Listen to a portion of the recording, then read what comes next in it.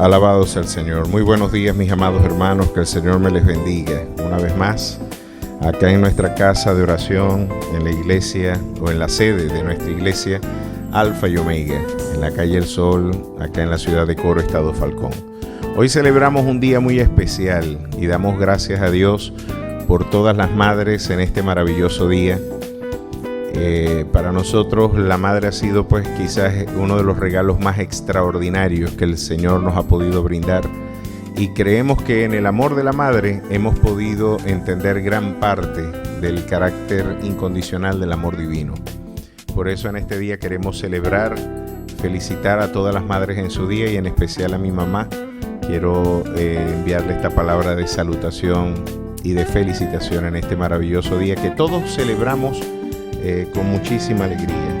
El Día de la Madre para todos nosotros es un momento maravilloso. Y ya vendrán tiempos en el que podamos, como es nuestra costumbre, celebrar con mayor fervor y alegría un día como este. Esperamos que tiempos de paz y de refrigerio nos acompañen pronto. De momento seguimos glorificando, exaltando al nombre de nuestro Dios, aún en medio de nuestras pruebas, crisis y aún aflicciones. Y hoy para esto seguiremos meditando en lo que yo considero es la segunda parte del sermón de la semana pasada. Estuvimos hablando de cómo tener paz en medio de la tormenta. Jesús viene a ser la respuesta ante nuestra crisis, y vimos que aún una barca encontrándose en absoluta desorientación y ya en bancarrota, ya no tenían que hacer los marinos y los capitanes de la embarcación. Jesús dormía en la serena convicción, en la serena confianza de que arribaría a la otra orilla, mientras que los discípulos, consternados, afligidos, habían olvidado lo que el Dios, el Verbo de vida, la palabra encarnada había dicho. El Dios que habla y cumple había dicho: pasemos al otro lado, pues el cielo y la tierra pasarán, mas su palabra nunca pasará, y su propósito siempre se cumplirá por encima de las aflicciones y circunstancias que puedan rodear, ¿verdad?, la experiencia de la iglesia y de todos aquellos que le aman. Hoy vamos a seguir explorando, y en esta ocasión en Mateo capítulo 14, verso 22, vamos ahora a encontrarnos a Jesús caminando sobre las aguas. Vamos a ver dos milagros en un mismo contexto, o más bien en un mismo ambiente, en este caso el mar de Galilea, y viene a brindar una respuesta con un sentido apologético bien interesante. La idea de un Dios que de alguna forma viene a darle respuesta a las peores crisis y a las mayores incertidumbres que pudieron afrontar los discípulos. Vamos a ver acá en el capítulo 14, verso 22, lo que dice la palabra del Señor, y leemos para la gloria del Padre, del Hijo y del Espíritu Santo. Enseguida Jesús hizo a sus discípulos entrar en la barca e ir delante de él a la otra ribera, entre tanto que él despedía a la multitud. Despedida la multitud, subió al monte a orar aparte, y cuando llegó a la noche estaba allí solo. Y ya la barca estaba en medio del mar, azotada por las olas, porque el viento era contrario.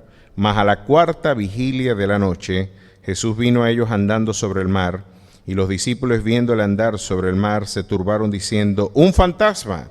Y dieron voces de miedo. Pero enseguida Jesús les habló diciendo: tened ánimo, yo soy, no temáis. Entonces le respondió Pedro y dijo: Señor, si eres tú, manda que yo vaya a ti sobre las aguas. Y él dijo: ven. Y descendiendo Pedro de la barca, andaba sobre las aguas para ir a Jesús.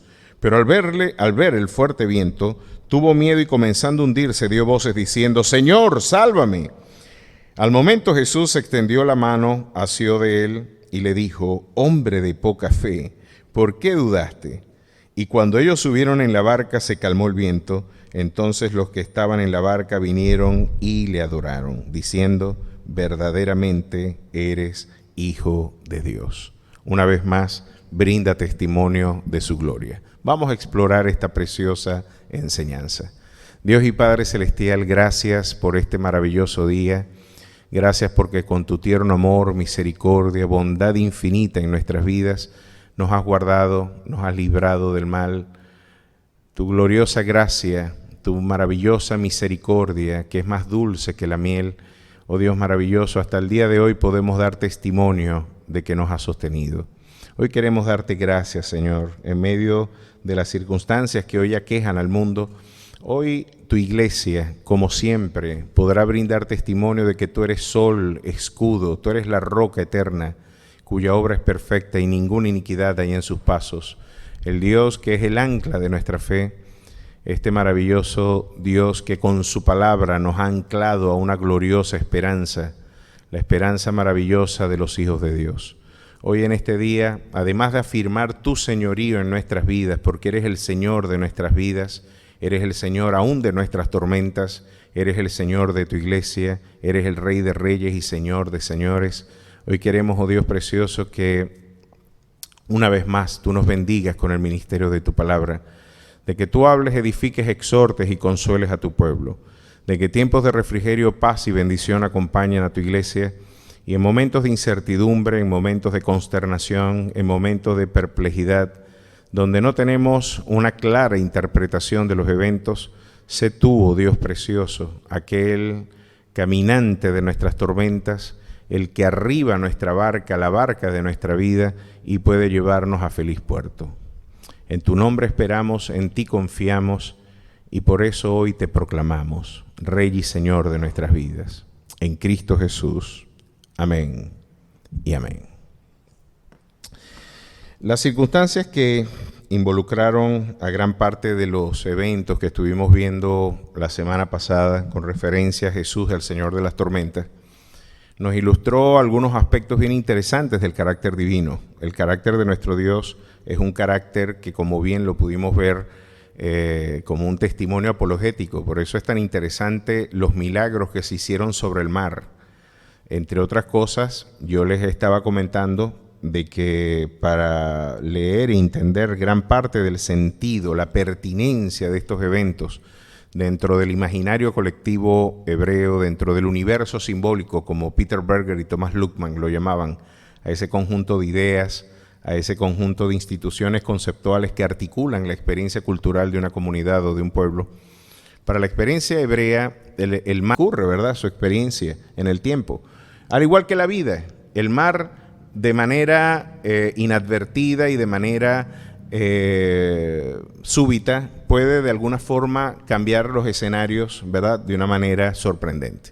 Lo cierto es que Jesús ahora viene a brindarles otra lección a los discípulos, y yo pienso que además de enseñarnos la experiencia del Jesús que calmó la tempestad, además de enseñarnos el señorío y la soberanía irrestricta de nuestro Dios y cómo Él es la respuesta en términos de paz para nuestra crisis, este milagro ahora viene a hacer énfasis en cuál debe ser nuestro enfoque y perspectiva frente a la crisis. ¿Cuál debe ser el enfoque, la visión? ¿Hacia dónde debemos mirar? ¿Hacia dónde debemos de alguna forma enfocar nuestra perspectiva en la polifónica y multicultural aldea global de Marshall McLuhan, lo que hoy conocemos como la aldea global, ¿verdad? En este mundo en interdependencia mediática, estamos ante un tsunami de información, de interpretaciones, de posibles escenarios, ¿verdad?, simbólicos, filosóficos, antropológicos, sociológicos, económicos, que son abrumadores. Cuando tratamos de ponderar, evaluar e interpretar toda esta masa amorfa de voces y de interpretaciones, pues la consternación, la perplejidad, la incertidumbre puede estar atesorándose en nuestros corazones. Podemos llegar incluso a pensar, ¿quién tendrá la razón en medio de este maremándum, verdad? De información, de realidades inciertas. Hay tantas cosas que se dicen que en verdad no termina uno por saber quién tiene la razón dentro de toda esta crisis. Pienso que este testimonio maravilloso del Evangelio de Mateo viene a darle respuesta frente a cuál debe ser nuestro enfoque. ¿En dónde deben estar puestos nuestros ojos, nuestra perspectiva, nuestra visión? ¿Hacia dónde debemos mirar? Y así que vamos a ver, y de esta manera, hoy de forma retórica yo podría preguntarte, ¿a quién tú estás viendo? ¿A quién tú ves? en este momento de crisis? ¿Estás viendo el fuerte viento y el fuerte oleaje o estás viendo a Jesús? Y como era de esperar, Jesús enmarcó esta gloriosa enseñanza en un día bastante complejo, ¿no? Los días de Jesús debieron haber sido muy complejos. Imagínense, reiteramos la hilvanación de ideas que teníamos hace unos días atrás para recordar la popularidad de Jesús. Imagínense ustedes la popularidad de un hombre que podía transformar la lonchera de un niño en el bastimento y alimentación de 5,000. El sueño de cualquier caudillo político, el sueño de cualquier megalómano, de cualquier sujeto infectado por esta soberbia de la idolatría social, porque esto es lamentablemente una de las herencias que nosotros tenemos en Occidente, es este culto a la figura providencial, ¿no? Nuestra visión romántica de la historia puso y colocó a Bolívar poco menos que en las figuras hiriáticas, prácticamente como una divinidad. En algunas ocasiones era interpretado, y vale la pena entender cómo esta forma de culto con Guzmán Blanco, ¿verdad? Llegó a niveles casi de idolatría, por no decirlo de idolatría. Era un hombre de carne y hueso y sin desméritos de sus virtudes, porque fue sin duda alguna nuestro libertador, Simón Bolívar, que en verdad fue un hombre excepcional, un hombre fuera de serie. Pero como cristianos nunca podemos tener una visión desproporcionada de la condición del hombre. Es un hombre, y como hombre es falible, y está envuelto en la misma miseria moral y espiritual que cualquier hombre, y sin Cristo está absolutamente perdida la condición humana. Sin embargo, en estas culturas donde de alguna forma hemos hecho culto al esplendor del hombre, yo me imagino en esta experiencia semítica un Jesús que las multitudes marchaban detrás de él. ¿Y cómo no iban a marchar detrás? Ver que nunca nos parecemos más a Dios, ¿verdad? Y en su carácter, que cuando damos. Cuando damos, de alguna forma estamos brindando un testimonio de que somos sus hijos. Porque eso es lo único que Él hace por nosotros, en verdad, darnos y darnos bendición. Por eso a mí me resultan tan odiosas estas visiones de la generosidad que están amalgamadas a una visión mercantilista, ¿no? En donde yo te doy esperando que Dios me dé otra cosa a cambio. Yo creo que el mayor premio del servicio es el servicio mismo. Yo creo que ahí está el núcleo auténtico de la virtud cristiana y del gozo del corazón auténticamente redimido. Pero si usted de alguna forma lo hace con un interés, y no voy a entrar yo en el litigio doctrinal de que si Dios no retribuye al alma generosa, claro que Dios lo hace, mi amado hermano, pero hay tesoros mucho más sublimes escondidos detrás de la virtud espiritual de la generosidad que detrás, pues, del interés mercantil y terrenal de los bienes de este mundo. Sin embargo, imagínense los celos que él tuvo que haber despertado. Darle de comer a 5,000 hombres sin contar mujeres y niños. Imagínense la gente, y dice la Escritura en los diversos contextos de Mateo, Marcos y Juan, cuando usted lee la armonía de estos eventos, usted puede ver que la gente lo perseguía alrededor de este lago, ¿verdad? El lago, el mar de Galilea. Se iban a pie, recorriendo kilómetros, solamente para encontrarse nuevamente con él. Imagínense, le daba vista a los ciegos, levantaba a los paralíticos, a los lunáticos, a las afecciones psicológicas, a las afecciones orgánicas. No había nada que Jesús no pudiese hacer en favor de su pueblo, y Él es el mismo ayer, hoy y por los siglos, y sigue haciendo a través de lo que hizo, y sigue hablando a través de lo que habló. Ese Jesús es el mismo hoy, ayer y por los siglos. Pero imagínense la popularidad de Él. No podía. Trataba de esconderse en una casa, pero eso es como tratar de esconder el sol dentro de una habitación. El resplandor de nuestro Rey de alguna forma hacía evidente y se movilizaban las masas. Después de haberles dado de comer, el Evangelio nos recuerda de que algunos de ellos pensaron hacerle rey, y él se apartó a la montaña en oración. El hombre trató de darle un curso muy distinto a los proyectos y propósitos divinos. Jesús no tenía la misma agenda que tienen los líderes terrenales de este siglo, ¿no? Es interesante ver que él no estaba preocupado por el rancio curul de una burocracia corrupta e inicua, que esa sí es la preocupación, el desvelo de gran parte de aquellos que afirman ser líderes políticos y sociales, ¿no? Están más preocupados por ese rancio curul, infectado, contaminado por la avaricia y la corrupción que le expropia el corazón del hombre. Jesús, en lugar de desvelarse por esos puestos y jerarquías, estaba desvelado, era por encontrarse en el centro de la voluntad de su Dios. Él tenía todo lo que el liderazgo político ambicionaba y sin embargo despreció lo que muchos hoy persiguen, ¿verdad? Que es la gloria de este mundo. Y apartándose, le dijo a los discípulos, vayan ustedes y pasen, nos vemos en la otra orilla.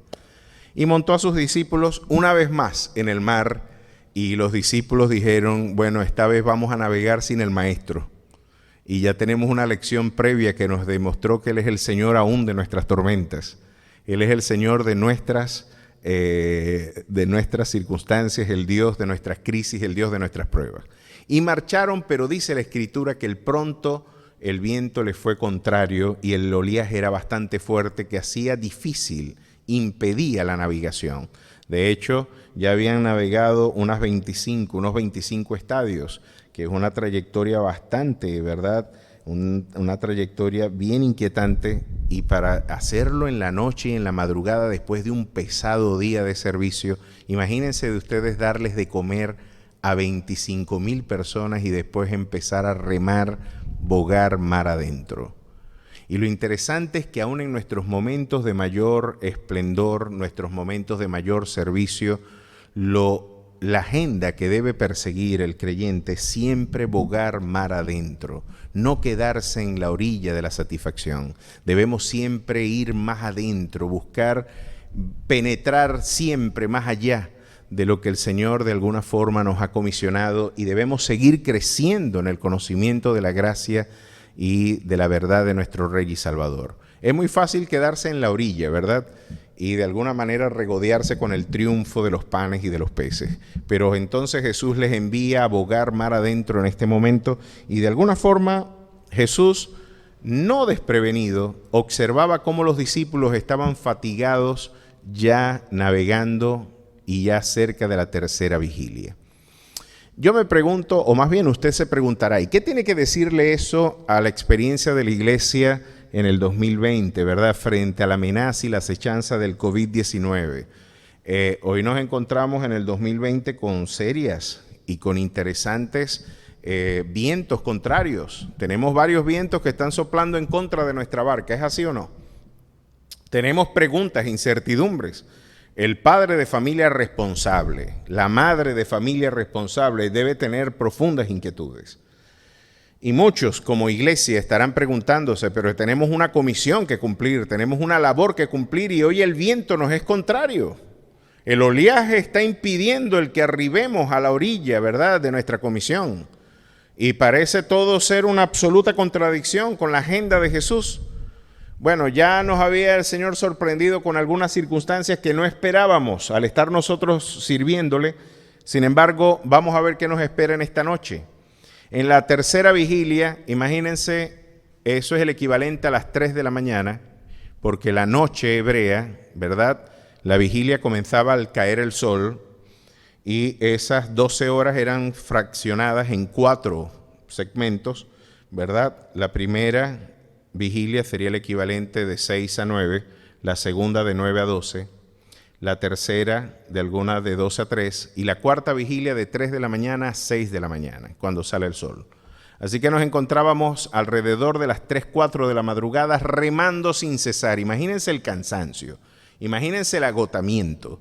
Al igual que algunos de nosotros podríamos decir, pero yo me he agotado, me he desgastado en el servicio y hoy el viento me es contrario. Y quizás uno de los elementos con los que tenemos que lidiar es con el desánimo. Porque a pesar de que las decepciones son inevitables, mi amado hermano, nos vamos a decepcionar muchas veces en la vida cristiana. Usted se va a encontrar con personalidades, usted se va a encontrar con circunstancias que desafiarán su agenda.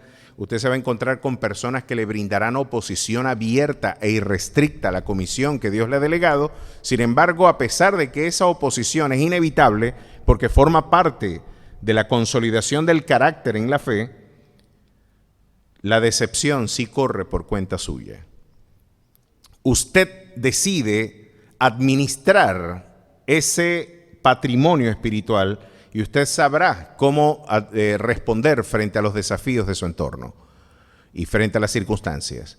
Bueno, no puedo evitar esta oposición, pero sí puedo evitar sentirme defraudado o más bien decepcionado, desilusionado con lo que Dios me ha dicho. Ahora, ¿cuáles son los vientos hoy contrarios?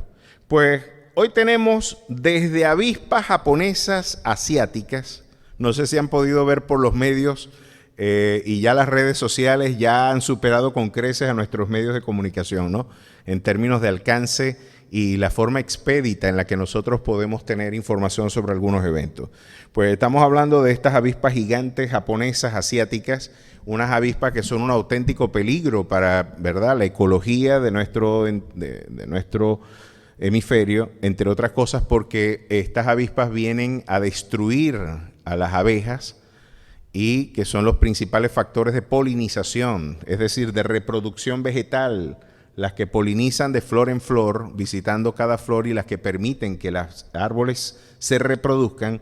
Pues estas abejas son una auténtica plaga y de acabar con las abejas pues se pueden anticipar profundas hambrunas al no poder dar frutos por no tener un factor, un vector que venga a polinizar a nuestros cultivos, que no venga a polinizar a nuestra experiencia vegetal, ¿verdad?, y botánica. Aquí nos encontramos ante una crisis ambiental una vez más. Después, desde el incendio en Australia hasta volcanes en el cinturón, ¿verdad?, de fuego del Pacífico, y ahora nos encontramos ante la renovada, ante más bien la noticia de tener ahora avispas gigantes, una cuestión intimidante, en verdad, lo que se ha podido ver con eso. Otro de los vientos contrarios tiene que ver con el tema de la economía global. Y ya se cuentan entre un número intimidante. Ustedes pueden imaginarse el hemisferio occidental con un promedio superior al 30% del desempleo, a un 40% del desempleo, como ya se está afirmando, las crisis sociales que esto generará. Los que pierden el trabajo en algunos de estos países, de alguna forma no tienen vacantes ahora que cumplir porque las pocas vacantes están siendo suplidas, ¿verdad?, por el poco personal que está laborando. ¿Cómo van a quedar esas economías? ¿Cuáles serán las estrategias del Estado para poder paliar las crisis, ¿verdad?, en el orden social, económico? Esto de alguna forma despierta, de alguna forma, una inquietud en el corazón del hombre. Los informes, por ejemplo, de la Organización Mundial de la Salud y el recrudecimiento del coronavirus en algunos lugares para la temporada de otoño, a pesar de que muchos vaticinan de que el mismo virus puede desaparecer más adelante. Los rumores de guerra que se pueden suscitar producto de esta crisis económica global, la escasez, la inflación, son realidades y son vientos contrarios que están azotando nuestra barca. Son realidades que pueden promover desánimo en el corazón de aquellos que estamos marchando rumbo a la ribera, a la otra ribera del lago. Sin embargo, miren la respuesta que Jesús nos brinda. Y las teorías conspiracionales, que son otra de las respuestas que han tenido y que vienen a ser otro de las respuestas que el mundo nos brinda, que es como un silbido, ¿no?, inquietante. Oye, mira lo que se esconde. Hay toda una estructura elitesca, toda una estructura de élites sociales, políticas y económicas que de alguna forma están en control de toda la agenda global, están en control de todo el proceso administrativo, económico del mundo, y ellos son los que dan razón de la crisis que tú estás viviendo. Entonces, esta hermenéutica de la sospecha, esta forma de interpretar los eventos siempre bajo el signo de la sospecha, de alguna manera se ha convertido pues en uno de los instrumentos más populares de análisis social. Pero como muy bien nos lo han recordado autores, entre ellos tengo que celebrar la vida de Manfred Esvenson en sus dos libros, ¿verdad?, sobre C.S. Lewis y Dietrich Bonhoeffer. Él recordaba, bueno, que esta forma de hermenéutica de la sospecha, donde uno piensa que ya ha refutado solamente al evidenciar cuál es la intención que se esconde detrás de su oponente, de alguna forma es una manera de no dar una respuesta auténtica, de no refutar auténticamente a los argumentos del contrario. El que tú me digas cuáles son las intenciones de un grupo, de una comunidad, no refuta a esa comunidad. Yo pienso que estas inquietudes por ver que estamos bajo las manos de un gobierno perverso, de una realidad que es ingobernable y que no responde a ningún tipo de control social y público, por supuesto que es otro viento contrario, porque te sientes vulnerable, porque te sientes de alguna forma indefenso frente a la habilidad de los poderosos para torcer tu derecho. La habilidad de los poderosos para torcer tu derecho ha sido una de las inquietudes espirituales que ha acompañado al corazón del creyente. Si no, explórenlo en el Salmo 37. En el Salmo 37 el salmista decía que ellos logran con creces los antojos de su corazón. Se mofan en el capítulo 73. Se mofan y hablan con altanería de hacer violencia. Ponen su boca contra el cielo, su lengua pasea la tierra, tienen los ojos saltados de gordura. Pues las interpretaciones que tiene el mundo de hoy sobre las grandes élites sociales y culturales no debería inquietar a la iglesia tampoco. Permítame subestimar gran parte de esa inquietud, a pesar de que yo sé que muchos estamos leyendo el escenario mundial bajo esa égida. ¿Por qué lo digo? Vamos a ver por qué. Porque ahora viene el rey de las tormentas, el señor de las tormentas, caminando sobre el viento contrario y diciéndonos una vez más: yo soy el rey soberano de la historia, el Dios que gobierna soberanamente sobre las circunstancias que te inquietan. ¿Hasta qué punto Él es el Señor de nuestras tormentas? Miren, y me llama la atención en un texto tan despreciado por la teología contemporánea, y permítanme, con el perdón de la teología, si es que podemos llamar teología a gran parte de los desvaríos que el movimiento apostólico profético de la prosperidad y del Kingdom Now tiene, yo no llamo a eso teología, en verdad es un pensamiento bastante débil y estéril, pero este libro absolutamente despreciado por gran parte de los mentores de este movimiento, el libro de Job, nos viene a hablar algo bien interesante sobre este Dios, el Dios de las aflicciones del patriarca. Miren cómo es presentado por el patriarca mismo. En el capítulo 9, verso 8 de Job, Job hablando acerca de Dios, miren lo que dice de él. Él manda el sol y no sale, verso 7, y sella las estrellas. Él solo extendió los cielos y anda sobre las olas del mar. El Dios que puede andar sobre la agitación misma de las naciones. El Dios que puede estar por encima de tus crisis. Y eso es lo que significa ser soberano. De hecho, la expresión soberano viene del latín superanus, aquel que está sentado sobre todo, el que está más allá de todo, el que está sentado sobre todo lo que se gobierna, sobre todo lo que se conoce. Y aquí nos está diciendo: a ti te inquieta, ¿verdad?, la inquietud también del mar. Pues yo camino sobre esa inquietud. Yo me paseo y al igual que sobre el leviatán que te desvela, yo lo saco con anzuelo, yo puedo caminar por encima de las circunstancias que hoy te afligen.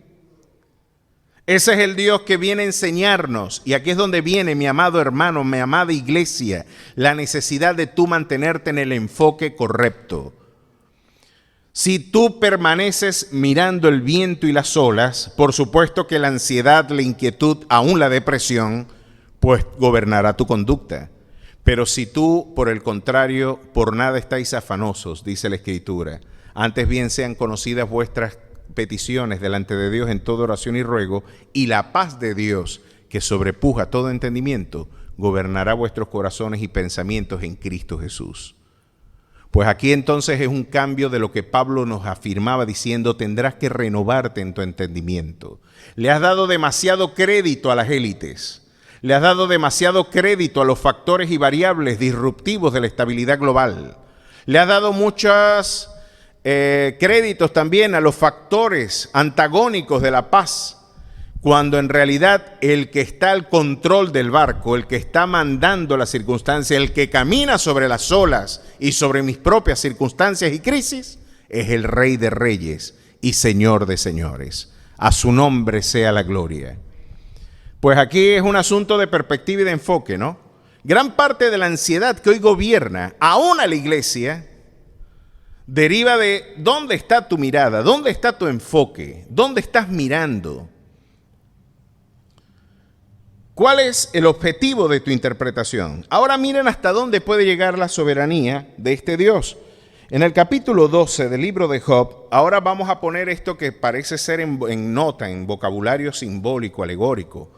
Esto de caminar sobre las aguas, Jesús lo cumplió tanto histórica y literalmente, como puede ser un elemento tipificante del control soberano de Jesús y de nuestro Dios sobre las circunstancias que nos afligen.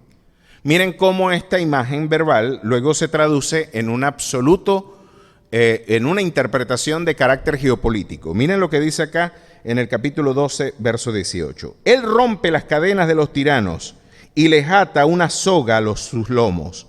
Él lleva despojado a los príncipes y trastorna a los poderosos, priva del habla a los que dicen la verdad, y quita a los ancianos el consejo. Miren hasta dónde llega el gobierno de nuestro Dios. Que Dios puede incluso silenciar las voces veraces. Y puede quitarle el juicio a los ancianos, que eran los que se sentaban en las puertas a administrar justicia. Con razones providenciales, con propósitos que de alguna forma muchos de nosotros muchas veces no podemos comprender y la mayoría de las veces nunca comprendemos, pero a la larga siempre su gloria es manifiesta.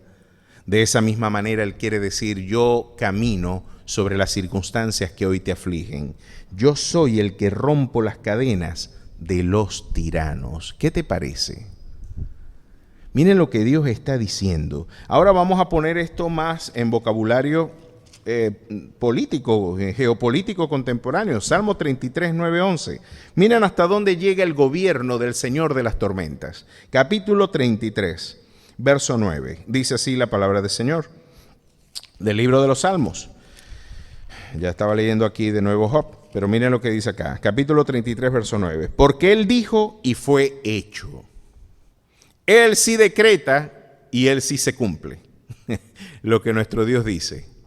Lo que Él dice sí se cumple. Lo que Él dice sí se hace. Lo que Él decreta sí tiene lugar.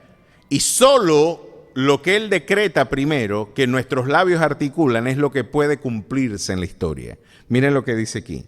Jehová hace nulo el consejo de las naciones. Si usted quiere, ponga élites allí. Si usted quiere, pone allí los Illuminati. Si usted quiere, pone allí lo que a usted le parezca.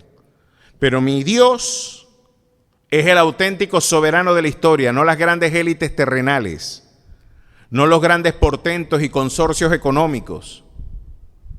Ellos, al igual que Jesús, cuando fue puesto frente a uno de los representantes del poder temporal, en este caso Pilatos, que y dejó caer todo el peso de su soberbia imperial sobre Jesús, diciéndole: a mí no me respondes, no sabes que tengo potestad de darte muerte. Y Jesús le dice: ninguna potestad tuviera sobre mi vida si no te viniese de lo alto. Las grandes élites, aún esas élites que gobiernan el mundo, son absolutamente nada al lado del poder de nuestro Dios. Y miren lo que dice acá el Señor. Jehová hace nulo el consejo de las naciones y frustra las maquinaciones de los pueblos. El consejo de Jehová permanecerá para siempre. A su nombre sea la gloria. Así que Jesús, caminando sobre las aguas, vino una vez más a darle un testimonio apologético a la iglesia de que Él es el Señor de las tormentas. Pero viendo que Jesús iba caminando hacia ellos, ellos tuvieron una inquietud. Y al ver a Jesús, pensaban que era un fantasma. Mire lo que dice el capítulo 14, verso 26 de Mateo. Y los discípulos, viéndole andar sobre el mar, se turbaron diciendo: ¡un fantasma! Y dieron voces de miedo. Imagínense a esos 12 caballeros. No se debía ver muy bonita esa barca después de que estaban trasnochados, desvelados, después de un día difícil. Ahora se les sale supuestamente un fantasma, un espanto. Imagínense esos tipos, no se debieron ver muy elegantes, ¿no? Todos con barbas y muy viriles, pegando gritos. Al ver de alguna manera un espanto. Imagínense que la cuestión es tremenda, ver caminar a alguien sobre el agua, ¿no? Y estos temores nos hacen entender que sufrimos más por lo que interpretamos que por lo que realmente está sucediendo. Por eso hoy yo quiero hacer énfasis para cuidar el corazón de la iglesia, para hablarle al corazón de la iglesia. Hoy yo quiero hacer ese énfasis. ¿Hacia dónde estás mirando? ¿Cuál es el objeto de tu confianza? ¿Hacia dónde se dirige tu visión? Y miren lo que ellos vieron. Vieron un fantasma, pero en realidad era Jesús. Imagínense, ver a Dios de lejos te asusta. Y eso es lo que sucede cuando tú conoces supuestamente a Dios de forma contemplativa o teórica, pero no tienes un auténtico encuentro y comunión con Él. Ver a Dios desde lo lejos siempre es intimidante. E incluso tu visión carnal hace distorsionar su naturaleza y su identidad. El Dios visto desde lo lejos esa no es la idea que Dios tiene para contigo. Él quiere tener intimidad con su pueblo, Él quiere tener intimidad con el hombre. Y por eso es que Él dice, he aquí yo estoy a la puerta y llamo. Y a pesar de que esa es una palabra dicha para una iglesia en abierta rebelión para con Dios, pienso que tiene aplicaciones muy concretas también para la experiencia individual y concreta y personal. Claro que hay un Dios tocando la puerta del hombre porque ese Dios quiere intimidad con la experiencia humana. Él quiere palabra la que convierte el alma y es la palabra de Jesús la que es lámpara a nuestros pies y lumbrera a nuestro camino. Siempre que Jesús habla, de alguna forma despabila el corazón del hombre. Siempre que Él habla, Él es la parábola encarnada, Él es el verbo de vida. Basta con una palabra suya para traer solaz al corazón del hombre. Y diciéndoles lo siguiente, les dijo, tened ánimo, yo sois, no temáis. Y yo pienso que Dios le puede decir a la iglesia y al hombre inquieto de hoy, no teman, tengan ánimo, yo soy el Rey soberano de esta tormenta. Yo soy el Rey soberano de estas circunstancias. El mismo Dios que te amó estirando sus brazos en la cruz es el mismo Dios que te sostiene con gracia inefable, con favor irrestricto, con amor inalterable. Ese mismo Dios es el que te sostiene. Así que llevemos fruto de labios que confiesen su nombre. Llevemos alabanza ante tu trono. Llevemos gloria y dándole créditos al Rey soberano, porque aún los que tienen temor del Apocalipsis, cosa que yo no sé por qué la iglesia no debe tener temor del juicio, ni de las aflicciones. En primera instancia es nuestra convicción y nuestra esperanza de que la iglesia será arrebatada ante de los eventos registrados, ¿verdad? Consagrados en Mateo 24, Apocalipsis 6 en adelante. Esos son eventos que no formarán parte de la experiencia de la iglesia, porque la iglesia es nuestra esperanza y convicción, será arrebatada de las circunstancias que afligirán al mundo para ese momento. Pero hoy estamos viviendo un prólogo, un anticipo bien interesante de cosas que sin duda alguna serán exponencialmente mucho más complejas cuando la 70ª semana, la semana 70 tenga cumplimiento. Pero la inquietud de la iglesia habla de la ausencia de su fe, de su desnutrida fe, de su desnutrida esperanza, de sus desnutridas convicciones. Pienso que Dios está permitiendo todas estas realidades para enfocar nuestra perspectiva y nuestra visión. Qué diferente se ve el mundo desde el evangelio del yo siento a el evangelio del escrito está. Lo vuelvo a insistir. Qué diferente se siente el mundo cuando tú quieres vivir la fe desde el yo siento, a la diferencia de verlo anclado desde la roca eterna inconmovible que es Cristo Jesús y su palabra. Hoy tú puedes decir, escrito está, y el cielo y la tierra pasarán, mas su palabra nunca pasará. Ese Dios puede seguir diciendo, tened ánimo, yo soy, no temáis. Así que Él viene caminando en la cuarta vigilia, en la noche más oscura. Cuando la noche es más oscura, Jesús viene al encuentro. Cuando ya nuestras fuerzas son insuficientes, cuando ya nuestras competencias se ven desafiadas, cuando ya nuestros recursos no son suficientes para afrontar el desafío, allí el Señor llegará después de haber remado 25 estadios, después de habernos fatigado y agotados en la cuarta vigilia. Cuando la noche es más oscura, allí Él saldrá al encuentro de aquellos que le aman. Ese es el Dios que no falla, ese es el Dios que siempre cumple, el Dios que cuando habla se cumple, el Dios que nunca da la espalda. Allí se encuentra Él. caminando sobre las mismas circunstancias que a nosotros nos afligen. Y esto es algo que el libro de Apocalipsis nos enseña. Yo lamento muchísimo de que solamente la gente vea en el libro de Apocalipsis eventos de tragedia, y claro que los hay.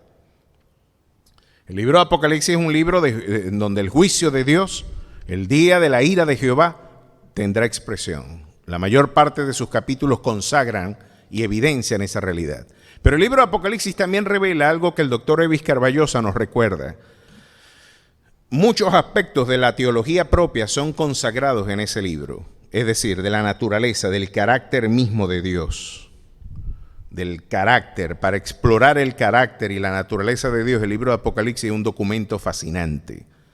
Y hasta los eventos más terribles consagrados en ese documento no podrán tener inicio hasta que el Cordero de Dios, que quitó el pecado del mundo, antes que el león de la tribu de Judá, del linaje de David, el que es digno de abrir el libro y desatar sus 7 sellos, no abra ese libro. Aún los sellos, ¿verdad? Las copas, las trompetas, los eventos que increyendo llevan de alguna forma eventos de terrible juicio sobre las naciones, ninguno de ellos tendrían lugar sin la anuencia de la soberanía providencial de nuestro Rey y Salvador. Así que Él está en control, es en la mano derecha del que está sentado en el trono, ¿verdad? Donde se encuentra el rollo escrito por dentro y por fuera. Él es el soberano. Y aquí Dios nos viene a dar qué tremenda lección después de la fatiga, el agotamiento, después de la consternación, tratando de interpretar si es un fantasma o no. Le digo, chicos, soy yo. Dejan de andar viendo estupideces, que si élites, que si... mira, todas esas realidades, quítale la mano al mundo y pon la mano de Dios. Quita la mano del mundo, y esto es lo interesante del monoteísmo. Esta es la respuesta invariable, vigorosa que nuestra fe tiene frente a las realidades del mundo. En última instancia, el que reina es el Señor. Y eso a mí me trae mucha paz. Yo quito la mano de Faraón, yo quito la mano de Nabucodonosor, yo quito la mano del poderío asirio, quito la mano de Alejandro Magno, quito la mano de Pompeyo y el Imperio Romano, quito la mano de las circunstancias, quito la mano del coronavirus y pongo la mano de Dios regentando el porvenir de la historia, y todo cambia inmediatamente. Es mi Dios soberano el que controla y administra aún mis lágrimas. Así que todo está bien, tengan ánimo. Yo soy, no temáis. Y parece que es la orden que con mayor recurrencia tenemos en toda la Escritura. No teman. No tengas temor. Es ofensivo para Dios que tú le tengas más miedo a la tormenta que a Dios. Decía Agustín de Hipona algo que hoy debemos recordar. Yo le temo a Dios para no temerle a más nada. Y cuando el temor de Dios gobierna hegemónicamente el corazón del hombre, el hombre adquiere valentía. Témele a Dios para que te conviertas en un hombre y una mujer valiente. Que Jehová sea tu temor. No tengas temor, ni lo que le llaman ellos conspiración es conspiración, decía Isaías. Que sea Jehová tu temor. Ese debería ser el núcleo de tu búsqueda, el núcleo de tu objetivo, tu perspectiva.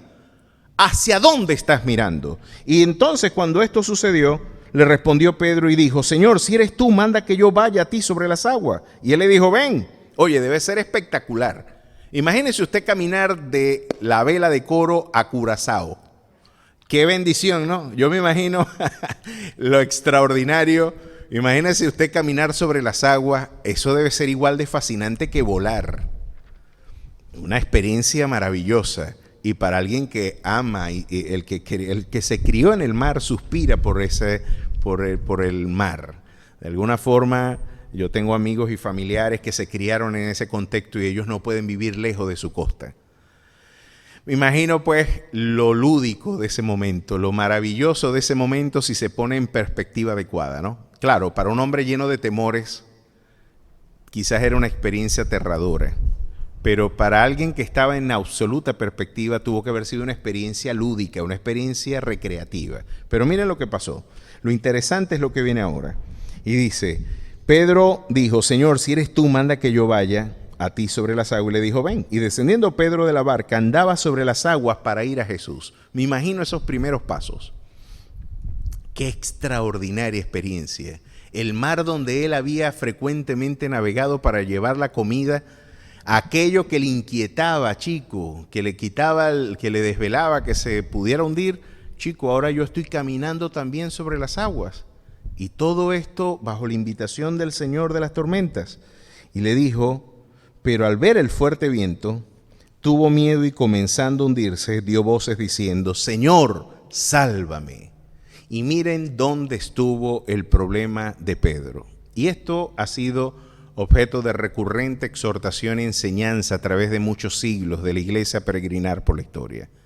La enseñanza que nos deja aquí el maestro es esta.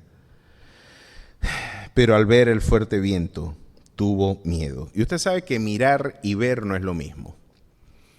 El mirar puede ser un acto fisiológico inadvertido, pero ver ya es un asunto de perspectiva.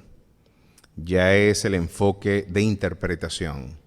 Es la misma mirada, miré y vi, del capítulo 5, verso 4-3 del libro de Apocalipsis, donde Juan, después de que le dijeron que había vencido un león de la tribu de Judá, del linaje de David, mira y ve, lo que ve es un cordero, que no es cordero sino corderito, ¿verdad? Como degollado, pero puesto en pie. Ahora miró y vio. Aquí nos encontramos con Juan, con Pedro, viendo. ¿Pero qué está mirando? Y la pregunta que tengo yo que decirte a ti, ¿te estás hundiendo? ¿Qué estás viendo? ¿Hacia dónde estás mirando? O más bien, ¿hacia dónde tú estás viendo? Más que mirar, estás viendo. ¿Qué quieres decir? ¿Que esas olas y ese viento tienen más poder que tu Dios? Tu fe te hace interpretar que las circunstancias de la economía global, que la impotencia del poder económico, político y científico, tecnocientífico de las naciones, al verse abrumadas por estas circunstancias, tu Dios también se ve abrumado. Pues el Dios nuestro no se fatiga, nuestro Dios no se cansa. Ese Dios tiene absoluto poder. Y el problema de Pedro, y cuando empezó a hundirse, fue que puso su mirada donde no debía ponerla. Un sencillo evento de distracción puede hundirte en la peor depresión. Un sencillo evento de cómo estás interpretando lo que estás viviendo puede hacerte hundir, ¿verdad?, en el mar del desánimo. Y tú llegar a pensar que este fuerte oleaje, ¿verdad?, es intimidante y tienes temor. Y miren lo que sucedió después. Qué hermosa lección. Pero al ver el fuerte viento tuvo miedo. Y el miedo es lo contrario a la fe. Porque el miedo es la confesión del poder de las circunstancias. La fe es la confesión del poder del Dios de las circunstancias. Y mire lo que dice, y comenzó a hundirse, dio voces diciendo, Señor, sálvame. Y es interesante ver que dice, al momento. La expresión que se está empleando allí, ¿verdad?, es una impresión bien interesante, que de alguna forma nos viene a recordar que nuestro Dios sale al encuentro de forma pronta y aún instantánea cuando las circunstancias pueden traernos perjuicio. Esa expresión eusseos, ese eusseos de alguna forma nos habla de la prontitud al instante, la brevedad en la que Jesús obró. Y alguien podría preguntarse, pero ¿por qué Dios está tardando tanto en dar una respuesta, vale? ¿Por qué no hay un eusseos para el clamor del Pedro que se hunde hoy? Dios siempre llega en el momento indicado. Y hay algo interesante que nos deja ver. Cuando las circunstancias pueden traer perjuicio a nuestras vidas, Dios obra de forma inmediata. La promesa que Dios tiene es que el que es engendrado por Dios, Dios le guarde y el maligno no le toca. Que el que habita el abrigo del Altísimo morará bajo la sombra del Omnipotente.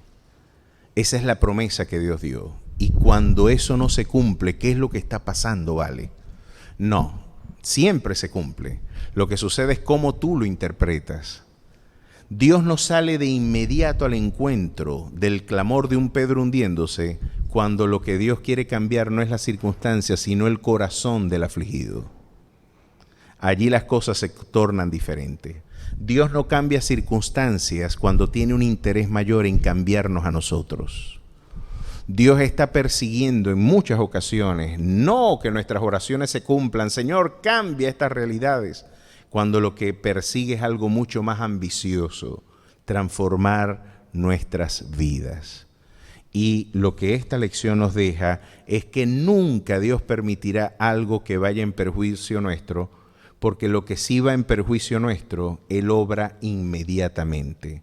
Lo que obra con propósitos formativos, con propósitos correctivos, con propósitos pedagógicos, siempre será lo mejor para nuestras vidas, por perplejidad, ¿verdad?, que suscite en nuestros corazones.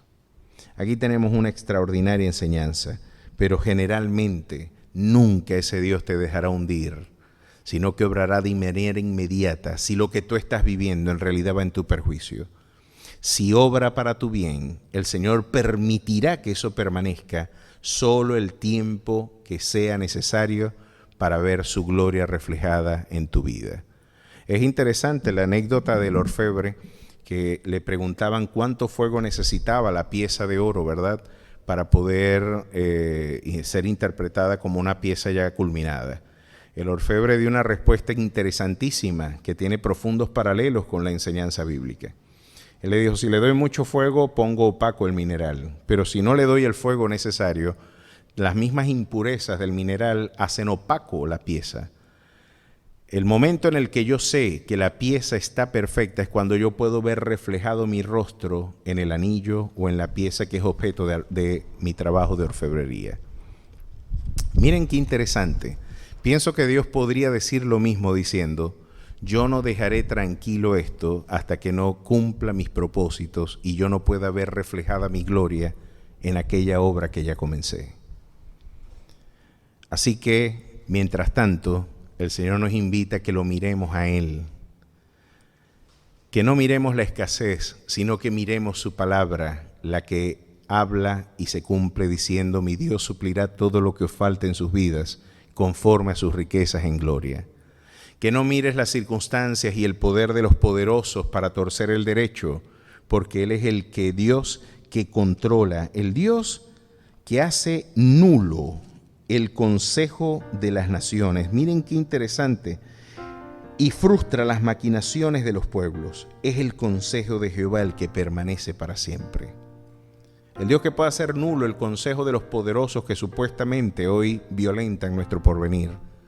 Pues el consejo de Jehová es el que se cumplirá. ¿Hacia dónde estás mirando? ¿Hacia dónde se dirige tu mirada? ¿Estás mirando el fuerte oleaje o estás mirando a Jesús, el autor y consumador de tu fe? Esto también puede traducirse en términos de salud emocional. Cuando tú observas tu autoestimación, ¿a quién tú observas? ¿La opinión de la gente o observas la opinión y la valoración de Dios para con tu vida? Esto es algo con lo que cotidianamente tenemos que trabajar. Para las voces y las tormentas de este siglo, quizás tú eres un don nadie, tú no sirves para nada, tú eres un incapaz, no tienes poder, no tienes habilidad, no tienes inteligencia, no tienes nada para salir adelante. Y Dios dice algo distinto. Todo lo puedes en Cristo porque Él te fortalece. Alguien te puede decir que tú no tienes capacidad de hacerlo. Y tienen razón, no tenemos capacidad de hacerlo. Pero mira lo que Dios nos recuerda. Con nuestro Dios, nosotros podremos hacer proezas. Con nuestro Dios tenemos la habilidad de cumplir proezas. Ese es el Dios que va delante de ti, cual poderoso gigante, y el Dios que afirmó diciendo, nunca te dejaré, siempre te sustentaré con la diestra de mi justicia. Hoy tú tienes entonces que elegir. ¿A quién vas a escuchar? ¿A quién vas a mirar? En la confianza, no quites la mirada de Jesús, ponla solamente en Él. Él le dará respuesta a tu crisis. ¿Y cómo terminó esta historia? ¿Cómo era de esperar? Al momento Jesús extendió la mano y asió de él y le dijo, hombre de poca fe, ¿por qué dudaste? ¿Qué tal si usted le lleva el trofeo a Dios en medio de estas pruebas? De llevar el trofeo de la confianza y la serena calma de decir, mi Dios está en control. A pesar de que todo parece desmentirlo, mi Dios gobierna soberanamente. Lleve fruto de labios que confiesen su nombre. Y cuando ellos subieron en la barca, se calmó el viento. Como es de esperar, la barca que no tiene a Jesús como capitán, esa sí sufre perjuicio. Pobre de la barca que no tiene a Jesús dentro de ella. Entonces los que estaban en la barca vinieron y le adoraron, diciendo: verdaderamente eres Hijo de Dios. Que toda esta tormenta y que todo este viento de oposición y este fuerte oleaje te lleven a ponerte de rodillas ante su presencia, reconociendo su señorío y su poder sobre las circunstancias que hoy te afligen, y diciendo: hoy, al igual que Pedro, puedo caminar sobre las aguas si mi mirada está puesta invariablemente en el Jesús, el Señor de las tormentas.